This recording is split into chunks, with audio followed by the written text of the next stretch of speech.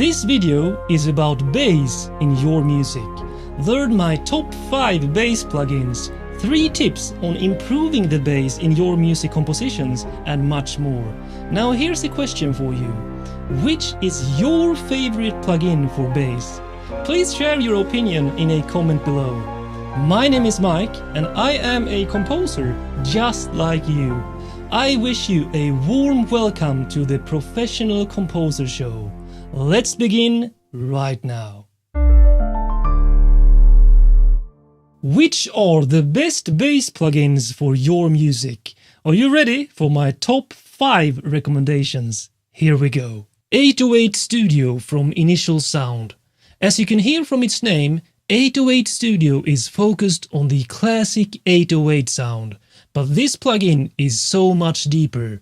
You can create anything from earth-shattering 808 kicks, tuned to the key of your track if you wish, to deep, powerful sub-basses, to even sub-drops suitable for both EDM and cinematic music.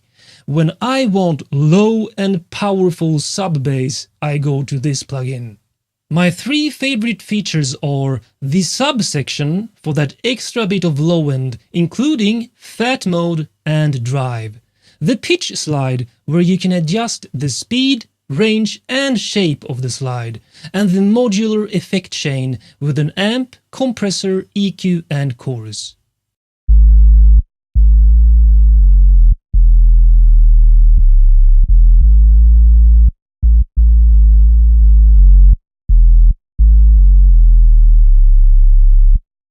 Phosion by D16.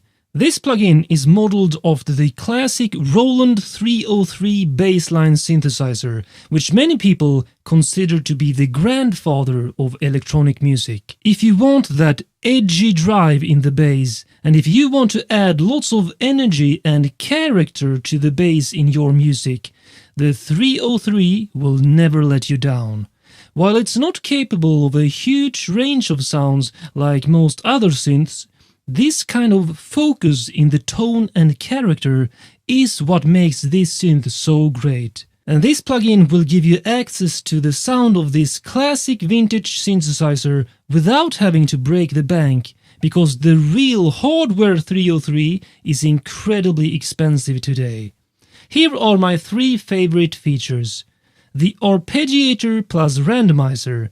These add-ons make a great synth even more fun to use and opens up lots of new possibilities. The distortion mode. This is in fact also an add-on, and it's great to have access to a distortion unit right inside the plugin.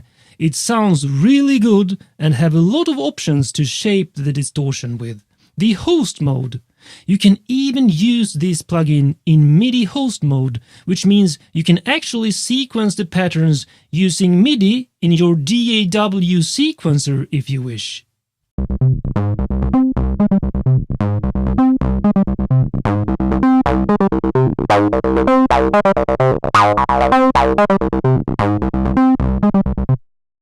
Monarch by Native Instruments. The name literally means king, and this is probably due to the fact that it is modeled after a synth that many consider to be the king of analog synthesizers, Minimoog Model D.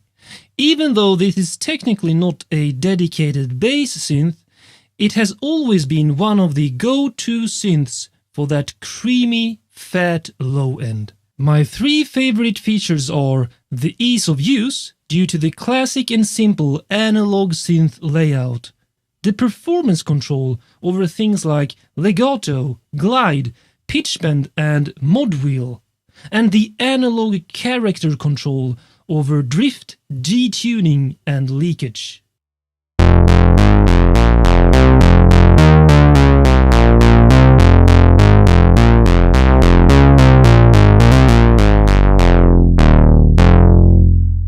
Modo Bass by IK Multimedia. If you like electric bass guitars, you will love this software instrument.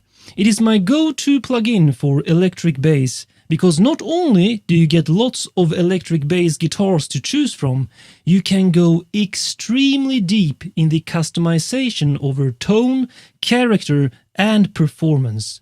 This is made possible because it is physical modeling technology this plugin uses, which gives you extremely deep control over the sound. My three favorite features are the performance mapping. You can map almost every aspect, like pole mute degree, slides, slaps, vibrato, bends, and so on. Playing style options. You can switch between finger, pick, and slap, and even control slide noise, detach noise, etc. The electronics section, where you can switch pickups, control their position, and tone control, and so on.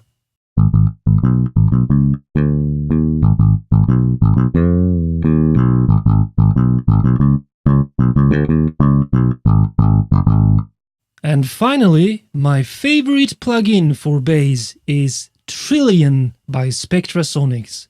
This is the complete bass plugin because it has it all. Electric basses, sampled basses from all the classic synths, as well as a built-in deep synth engine. Not only does it have the classic analog and digital synthesizers, but it also comes with many rare synths that can produce really interesting bass sounds with lots of character. If you also own Omnisphere, you can load Trillion patches inside Omnisphere and get access to all the extra deep features. My three favorite features are the Easy Mode, which makes it so quick to use and shape the bass sound super fast. The Preset Browser, very well organized and of course comes with a great number of presets. And of course the Effect Rack, lots and lots of effects to choose from in all kinds of categories.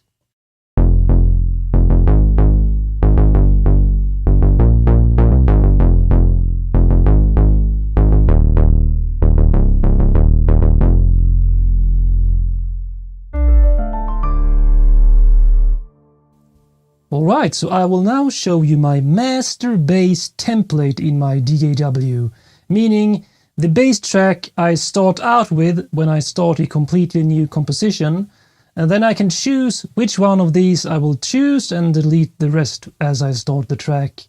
So the first one I basically always have in my compositions is the sub bass, and let me bring it out here. It's actually the stock retro synth in Logic Pro X, which is a very classic vintage analog style synthesizer, and I have made this preset which is very low warm sub bassy. As you can see here, if I play low like this, I have transposed this to the C0 octave.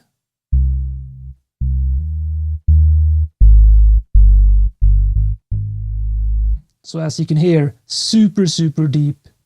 The next one in my master bass group is a Moog bass, and I'm currently using the Monarch, which is a Mini Moog Model D type synthesizer, and I like it for its super warm and vintage sound, as you can hear from this example.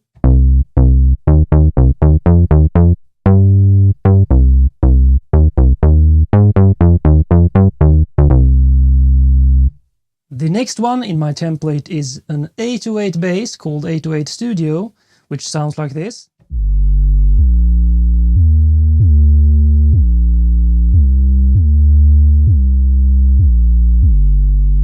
And what I really like about 808 basses is that you can get that initial attack, like a kick style attack in a bass synth.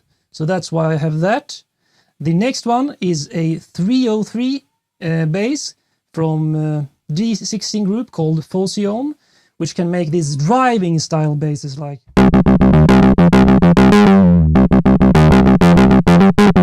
And also, if you want, you can get a warmer sound. But I have it in my template because it has that super great attack in the sound. And sometimes I use it as a classic 303 driving synthesizer as well. Let's see, the next one is what I call a fat bass, and here I use Trillion with a really cool preset for a warm, deep sound, but still not as deep as a sub bass. So listen to this.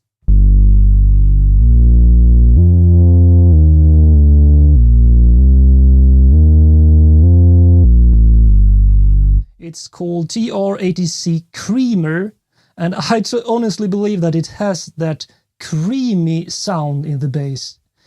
The next type of bass in my template is what I call a pad bass, because I use like hybrid strings or pads for this.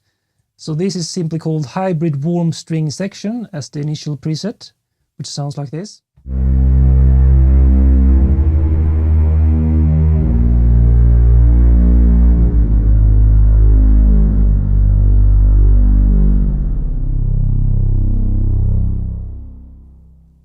Then I have a bass I call edge bass, because I've added a lot of distortion to it, and it's basically a sharper EDM type bass to begin with as well.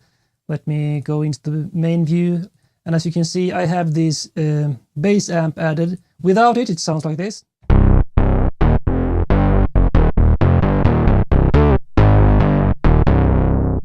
But if I add it, I get more of a bass type tone, which sounds like this.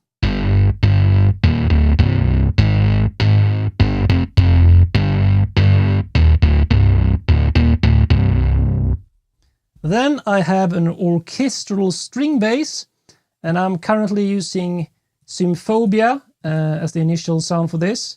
So this is called 7 cello and basses in octaves, and sounds like this.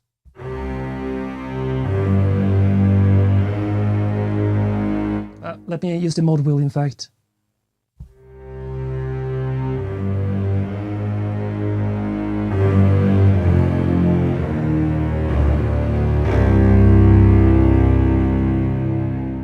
Really powerful and dark tone in that one. And then as my favorite electric bass, I use a plugin called Modo Bass, because, well, you get lots of different types of basses. This plugin is actually acoustically modeled, so you get both lots of kinds of basses, then you get presets for finger type bass, picking, slapping, and all kinds of presets here. You can adjust the playing style, strings, electronics, and so on. But basically, it's a really good electric bass to start out with in the bass template. And it can, for example, sound like this.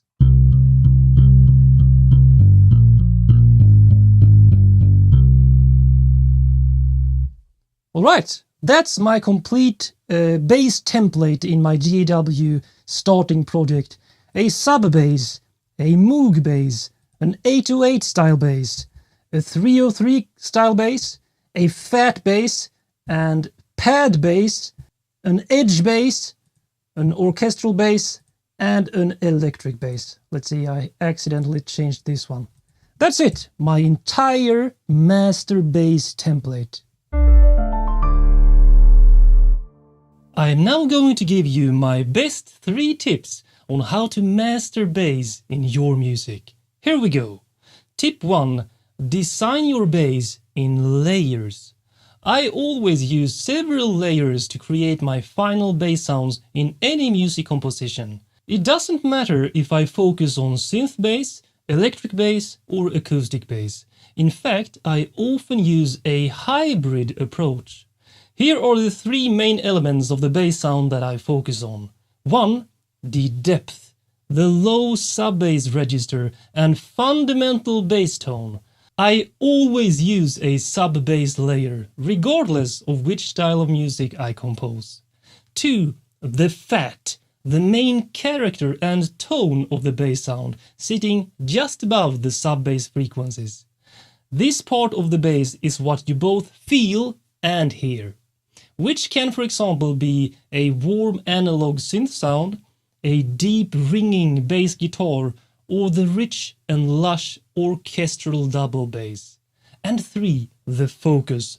This is the mid to high-end spectrum of the bass sound, which, for example, can be the distinct pluck of the sound, the rich harmonic overtones, and even a distorted layer to really make the bass push itself forward in the mix. Tip 2. Keep the low end in focus. The low end frequencies in music easily become crowded and muddy in the mix, and stereo information is not only unnecessary but actually unwanted in the lowest frequencies. That's why I recommend you to always keep everything below 100 Hz or so completely in mono, which means your sub-bass layer should always be in mono, without any stereo or space effects like chorus delay or reverb added.